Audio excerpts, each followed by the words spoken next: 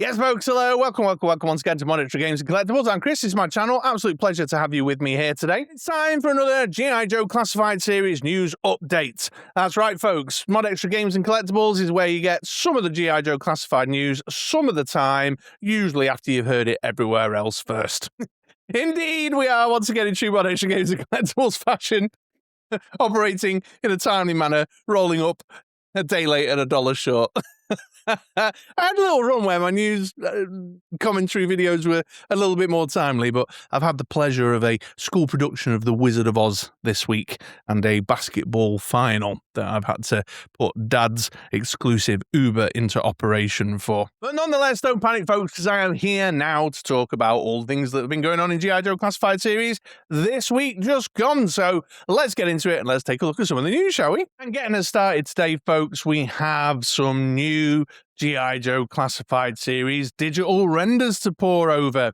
On the official GI Joe and GI Joe Classified socials a day or two ago, they dropped some digital renders for a whole retro wave and a new character with vehicle. And first on the list, ladies and gents, we've got the Retro Grunt release, which is, you know, a grunt that looks a bit more retro. Whenever they plow out a character that we've already had a release of in the main line as a retro, one of the first things you do is you start kind of eyeballing the digital render for things that have changed and things that have stayed the same. You know, so yeah, the head's the same, it's the same head. He's got more or less the same weapon loadout as he had in the mainline release. The backpack's the same, maybe the green's a bit darker. It's the same leg and boots, but they've also changed up a few bits. So the upper half is from the retro green shirt figure with the, well, I think it is, with the different sleeves, the different body underneath, the kind of elasticated jumpery thing, and then the webbing over the top, along with a Duke helmet and the foot standers standard with, you know, with retro cards. So it's fine. I mean, I'll be passing on this one. I like the mainline one well enough. I'm happy with the modern updates that the mainline one offers, but if you strictly want an OG13 looking shelf lineup, then you might be more inclined to go for this one rather than the mainline release of the Grunt character that we got last year, the year before. I don't even remember. It's all a blur now. Of course, the announcement of this guy as the retro card release is going to be setting the cat among the pigeons with the Zap fans for sure. Yeah, there, Mark. I'll await your comment. But yeah, like jumping this one up the queue before you get a Zap release done, especially when there's a mainline one out there already, does stick in the craw a little bit for some folks. Like I said, I'm happy to skip this. I have little interest in this classic look version of Grunt because I like the mainline one. But you know, if you can't get your hands on a mainline one, or you really want your uniform look lineup, then there you go, you're sorted, aren't you? You know, and my opinion remains much the same with the second retro card release that was announced in this wave, which was the Retro Techno Viper, which funnily enough, back at the time the mainline Techno Viper came out, in the review I said, like, well, what are they going to do with the, are they going to retro release this one, because it's basically the retro version in the mainline? And well, lo and behold, here we are. Basically no changes at all. All right, so the deco's kind of changed a little bit. You got like these little kind of silvery bits at the top of the uniform. The purple, the shade of purple has changed. It's kind of more kind of vivid and cartoony, I would argue. They've not thrown in the little holographic display that he has, that plugs into his wrist pieces there. You'll have your holes in your wrist pieces with nothing to stick in them. Oh, that reminds me, actually, looking at the holster here on this one too, there's no holster for his pistol on Grunt unless it's round the back. But the weapon loadout again, and it remains more or less the same. The backpacks have become more boring. The backpack in the mainline release had some paint apps on it to give it a bit of life and a bit of colour. Regulars around these parts know I like it when they put a bit more effort into the backpacks and colour them up a bit. But, you know, he's got his tool selection, got his laser rifle thing, although it's now in this sort of silvery grey plastic rather than black. Light change to the tube. It had silver bits on the end, didn't it? You know, but overall, it's basically the same figure as the mainline. So again, if you missed the main line, which I'd find very hard to believe, it's still for sale over here, and I think it's the same story over in North America.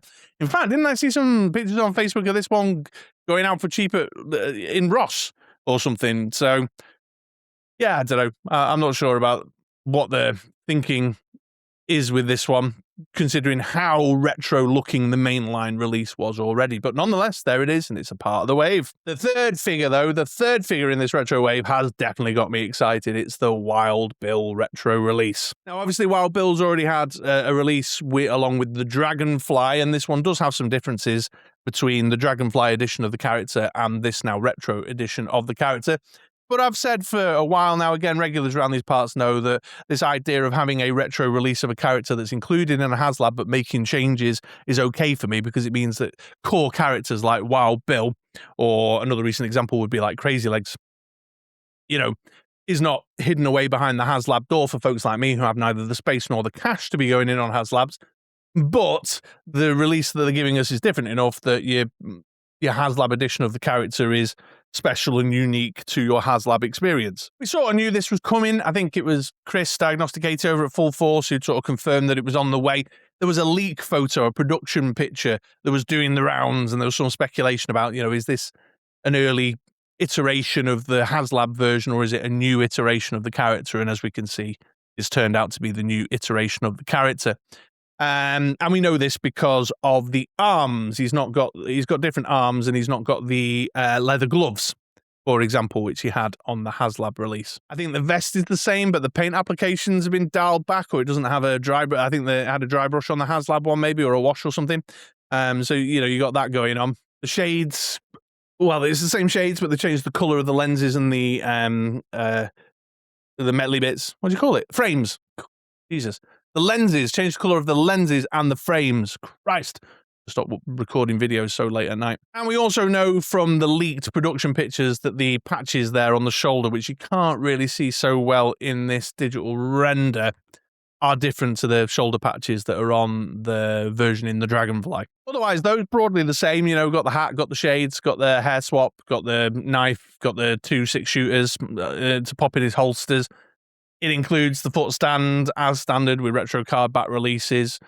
The legs are the same, the head's the same, so there's still the core of the characters there. I must admit, I'm surprised that I was speculating a while ago that I thought the retro release might be in the blue and yellow colour scheme from the cartoon, from the Sunbow cartoon, but that does not appear to be the case.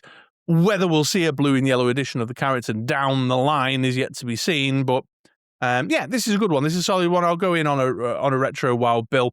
Obviously, such a prominent character that even folks like me who aren't vehicle collectors would be interested in having in the lineup as a certainly a prominent character in both the comic books and in the cartoon. I know Wild Bill because he featured a few times in the Action Force comics that I read when I was a kid, for example. There's a good release on that front, but I can also see Dragonfly folks going, well, nah, there's nothing about this one that means I've got any reason to pick it up. In fact, the absence of those lovely kind of leather riding gloves is a bit of a loss, to be sure. So I am really surprised that they've not done the new cartoon deco, because that might have been a way to, like they did with Crazy Legs, did a Nightforce version and then a proper mainline color, a classic color version, that they would do a Sunbow cartoon version to get the Dragonfly folks to buy the new Wild Bill as well. But hey, who am I? They obviously have their marketing strategy. They know what they're doing. They'll probably do the cartoon color one down the line. But yeah, I'm in on this one for sure. Definitely in on this one. Wild Bill, he's just like one of those ubiquitous, hugely popular characters. And so even if you haven't got a Dragonfly, you should be able to get him in your collection now. Here's the main event, though, arguably. The Destro with Despoiler set. I mean, look at that. Jesus Christ. That black, red, and gold color scheme just catches you, doesn't it? Just, love it. It said on the social media, on the text of the social media post that I saw, which was on Facebook, over on the GI Joe Facebook page, it said the render doesn't do the size and scale of the Despoiler justice. So fuck knows how expensive it's going to be. There's no word on price in the information that they put out, but it's basically a kind of Serpentor with Air Chariot kind of ballpark, isn't it? And with your sort of inflation of a couple of years and your inflation of kind of worldwide economic crises and whatnot, This is going to be an expensive set, I think. If it's as big as the pose seems to be implying. Hell of a lot to like here. Let's start with the Destro figure. Tons in here, and I'm just checking my notes to see what kind of things I jotted down. Oh yeah, first thing that caught my eye, I was immediately drawn to this, the shield in the corner there. Look at that, with the 3D sculpted Destro Iron Grenadier logo head thing in it, with the sword going through. I'll tell you something else as well, actually. So on the Destro is my spirit animal elite list that was, wildly controversial some number of months ago, a Destro with Despoiler with the shield with the sword through it was included on the list, and the leak rumored that that small short sword you can slide it out of the shield. Can't really tell from this picture whether that is the case or not, but looks like it could be possible, maybe. But still, lovely shield. Look at how it's sculpted. Yeah, nice, really eye-catching. And then you're over this side checking out that alternative head sculpt, that kind of screaming alternative head sculpt, which looks really cool. Really cool. But of course, they've included it with the normal standard stern-looking, Destro head as well. So the possibility opens up much more when it comes to the way you might want to display it or the way you might want to photograph it. Unlike Crazy Legs, who could have done with a standard head as well as his shouty head. Lots of other stuff to catch the eye, though, like this massive old kind of, I don't know what you'd call it, like a broadsword, claymore sword. It's evocative of the Wallace sword, which I think has been proven not to be William Wallace's down the line, but, that kind of two-handed big old sword there, with painted blade, always up for a painted blade on a sword, so that's really great. And then his kind of more ceremonial sword over here with the sheath looks like it's going to hang with a chain down from his belt, which is in the gold colour scheme, which of course matches up with the main figure with his red, gold and black stuff going on in there, which looks shit up. And a fair bit to like on the figure itself, like look at the sculpted details, like that little piece clasping his ceremonial cord and his belt buckle. Although, right, folks, tell me this. Look at that. Has he got boots on top of his thigh boot? Is he wearing thigh boots and then he's put another pair of boots over the top of his thigh boots? Like here, look. So he's got his boots on, and then he's got his kind of thigh boots. And then he's got his actual legs. Was he wearing boots over his boots?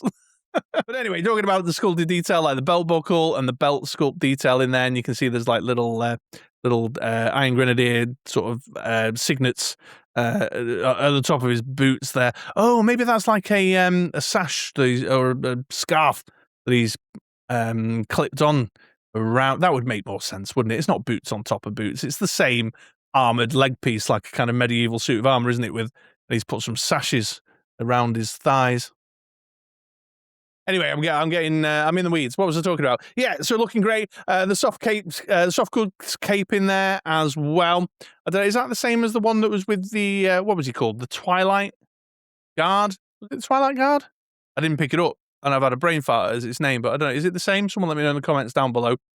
But yeah, loads of sculpted detail, and then that kind of very sort of ceremonial, shiny black thing going on there, which looked pretty good on the Night Viper post recently. Yeah, nice looking figure. Could have done with a little splash of grey in there, maybe, just to make it a little bit uniformal with the Iron Grenadiers and heavy metal and the like, But nonetheless, great looking figure. And then the Despoiler just looks like a big old chunky Despoiler. Again, lots of sculpted details in there. Got your decals all over the place with the Iron Grenadier Destro logo. Kind of identifying mark on the wing there. Iron Grenadiers on the front here. So got the decals and sort of sculpted handling pieces and bolts and rivets and what have you. Got his nice cushioned chair with his nice red cushion there. And like his gamer chair type thing. Cannons and missiles all over the place. I don't know if these two missiles at the front fire out or anything. But yeah, it looks like a nice piece. Just the same as always with these types of things. Just worry it might look a bit too plasticky, a bit too toyetic. But time will tell. Now, am I going to go in on this one? Well, I want to. I love the look of that Destro figure. I'm not so sure I've got a place in my collection for the Despoiler, although I have. I don't know if you saw when I was on full screen. I have been hanging stuff behind me. You can see behind my logo there, that's a Major Blood in a Trouble Bubble. I've got my angel. Yeah. And then Crazy Legs is hanging from the ceiling there. So maybe I would find a place for it. But I'm wondering if folks will, these mega millionaire folks who like to army build a lot of stuff, whether they'll buy a couple of these because they'll want to sit their Iron Grenadiers in a couple of them as well, maybe. And so there might be some secondary market Destros knocking about in addition to, you know, if you don't want the Despoiler. Time will tell, because it'll be a good set to review. I'll see how I feel. But I think it looks great. I think it looks really, really good. And that's it. So there you go. I think that looks like a banging set, the Destro and Despoiler one, aside from whatever the price tag may turn out to be. So keep your eyes out for more information on that one coming soon. And it might be sooner than you think. I'll talk about that in a minute. Next up on the list, ladies and gents, BMAC, one of the product managers over at Hasbro, put a message out yesterday, about 24 hours ago, as of time of recording, to say that these guys, these Legacy Trooper guys, are going on sale.